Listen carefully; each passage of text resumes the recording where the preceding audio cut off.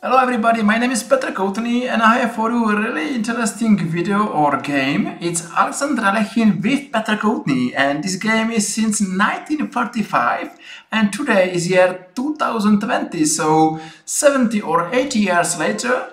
Same name, one name played with Aleksandr Alekhin, and the second Petr Koutný is speaking about this game. So welcome in a really amazing situation, and I hope you will enjoy this video. Aleksandr Alekhin was white and Petr Koutný is black. So I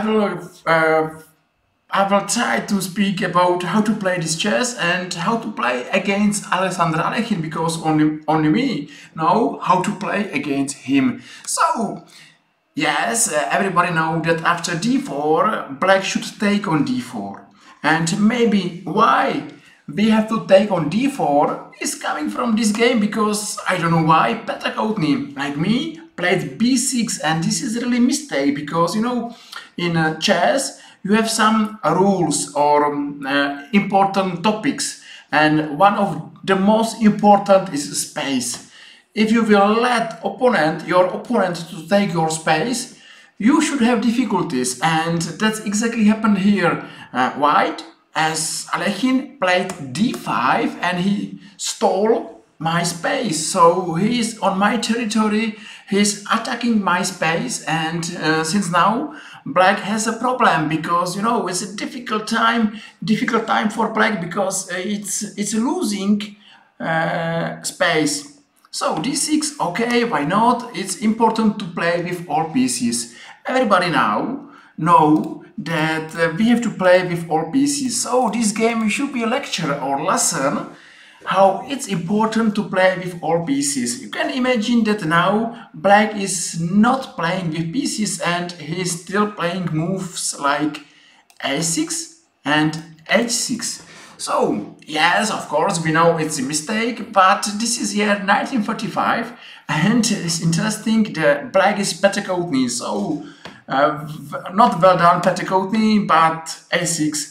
Maybe a6 should have idea to play b5. For this reason, Aleksandr Alekhin invested one tempo and played a4. And as I'm very happy that black played knight to f6, it looks like black know what to play. But after bishop to d3, black played a6, and now I am not happy. Once again, move number 7, seventh move, and you can see that it's not a really good chess from black point of view, because black is not playing with pieces, and this is really the most important topic today, to play with all pieces. Good player has good pieces and a weak player has weak pieces, so don't speak about black is weak, oh, because black has my name. But yes, till now it's not great game, but well done. Black put one more piece to game, so I'm happy. Short castle, a really good game, and now to take on d5 should not be bad move, should be okay. Yes, if we have no space, if we have less space, it's good to exchange some minor pieces or pawns. And yes, now we see two topics: space, and we can see that in our territory is knight. That's the really first signal that we have to shoot this knight, and this is the first plan. So I believe that the best plan is to take on d5, because it's not possible to leave enemy army in our space, in our territory, in our land. So first man who will stay in our land has to be dead. So maybe we should take on d5, but black know that he has to play with all pieces, because knight to d7, okay, we can tell so move, not bad, not great. Now you can see what's the difference between two pairs. That's not a difference between two names, but it's a difference between how white is playing with pieces and how black is playing with pieces. You can see that white has a really good pieces. White's minor pieces are strong, they are standing in the right places, and looks like white has no problem. Of course, white has advantage. What's a really big problem for black is his bishops. This bishop is a really bad bishop, and I am not so strong to speak that this is a bishop. And what kind of piece is bishop on c8, because this is really not active piece. If you have two bishops, you need to have open files, open space, but now everything is bad. But don't worry, black, my name Petr Koutný, well done, took one piece, and we know that if we have less space, it's good for us to exchange pieces. So one piece gone, why not? But still you can see bishops.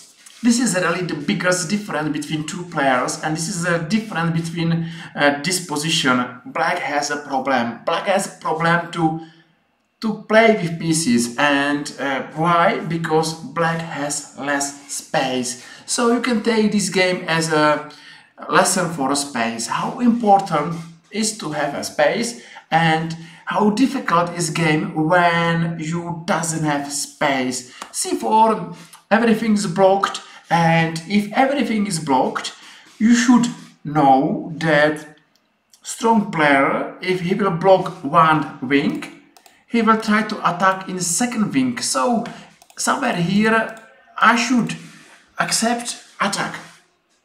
Okay? And if white is playing bishop to c2, I don't see any reason to play this maybe not good move, only if white wish to go to d3 and maybe should go to h7 and should win this game. I should imagine that white is a really big name, big fish in the chess world, and is playing with nobody. So he wished to win as soon as possible. But this is really strange, because in our chess game it's not important to win immediately. It's important to play good chess and win, and doesn't matter if we will win in next 2 moves or if we will win in next 100 moves. Win is win, loss is lost. So it's important to play good moves, and I really don't believe that bishop to d3 is strong move. Knight to h7, once again, probably mistake, because you know, if you have one weak piece, your game is weak, and you have not playing, if you are black, bishop on c8 and rook to a8. Sorry, this rook should go to a7, e7. This bishop should go to f8. At least he's close to your black king, and forever he should be your defender. This maneuver should be okay, and you should improve step by step your position. It's important at least to start play good moves, and it's important to believe that still, even this position is bad, you still should fight. And the best way how to fight in chess is to try to improve your position. So maybe this maneuver should be first step how to play this game. I don't believe that a knight to h7 move which was played in this position is good move. You know, there is no improvement, there is no change in the position, and I don't believe that knight on h7 is stronger than knight on f6. And Alekhine played to d2. Only one reason should be that Alekhine wished to take on h6. So, if we know what your opponent wishes to play, don't let him play his plan. So maybe now go to f8 and you are okay. And I still believe that Alekhine is not playing the best move in this position. I believe that Alekhine knows that he's playing with a really weak player. And you know, big player, big moves, you wish to win fast without hard work. So it's still a good time to play good moves, but bishop to d7, there's a mistake. You allow to play opponent's plan. It's good to stop him. It's good to think about how to stop his plan. And this is a really important message from this game. Don't let your opponent play his moves. Don't let your opponent play his plans. So, yes, of course, Alekhine took. And this is attack where white has attack for 2 pawns. He has less material, but he still attack. It should be okay. This position is difficult for black to defend, but still it's not lost. And this is really important in this kind of position, to work hard, to try to work and to use every second of this game. And you have to speak with yourself. Something like, I am still in the game, I will fight and I will win this game. Still, it's not game over. Just work hard.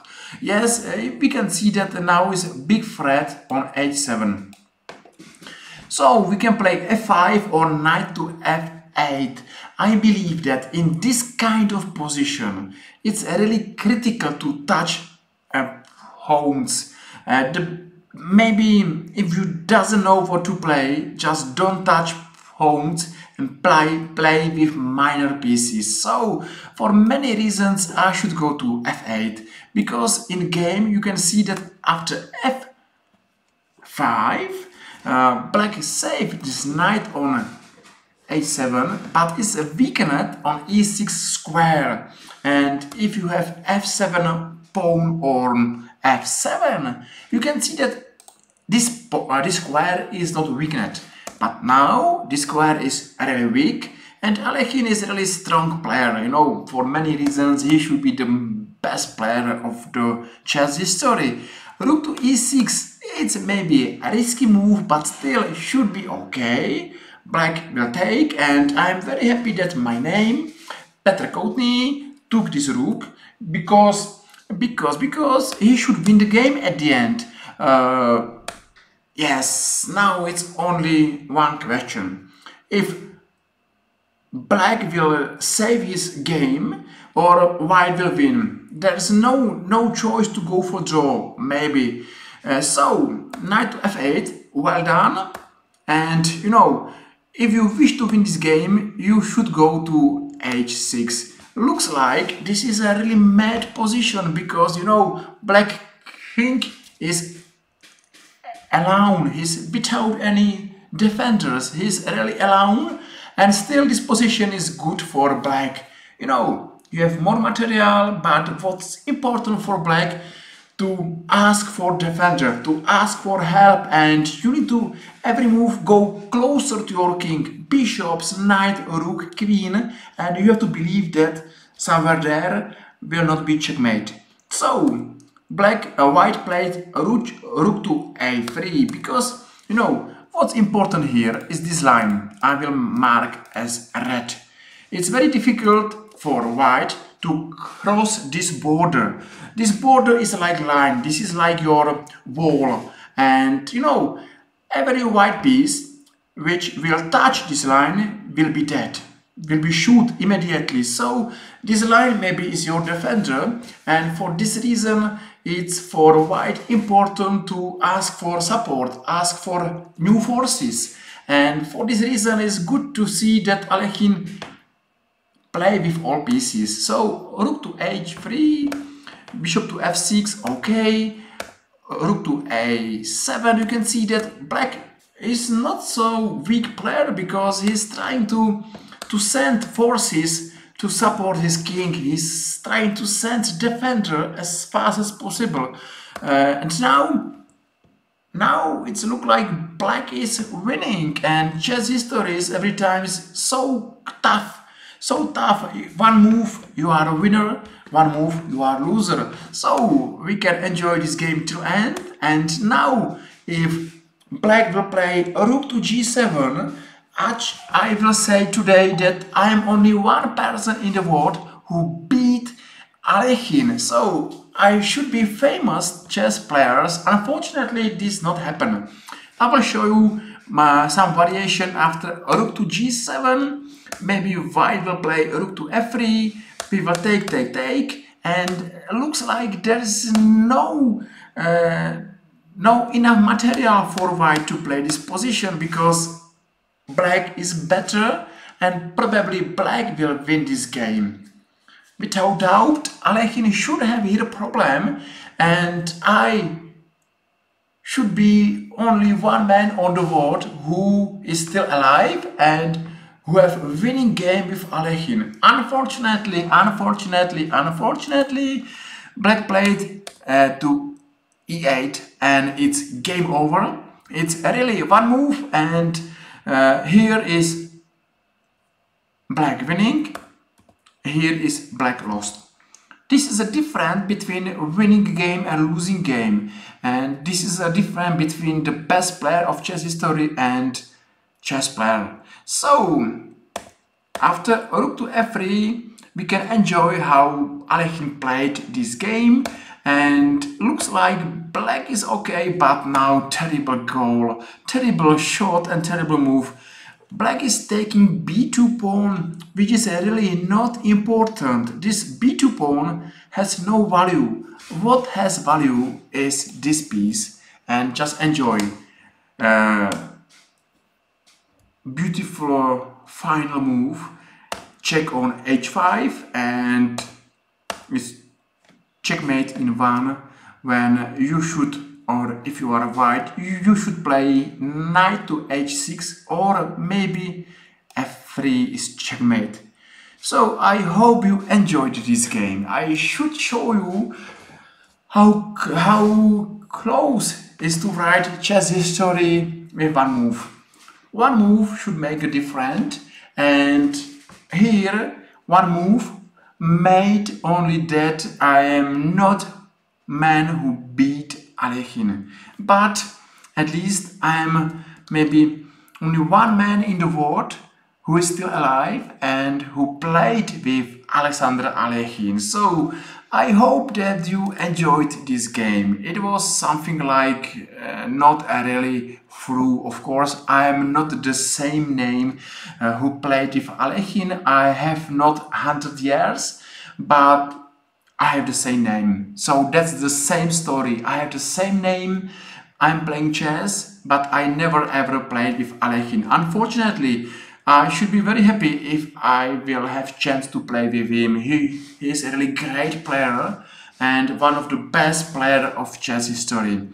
I will never ever be so strong. I will never ever be so famous, but I know that my name played with Aleksandr Aleksandrovich. At least that make me happy.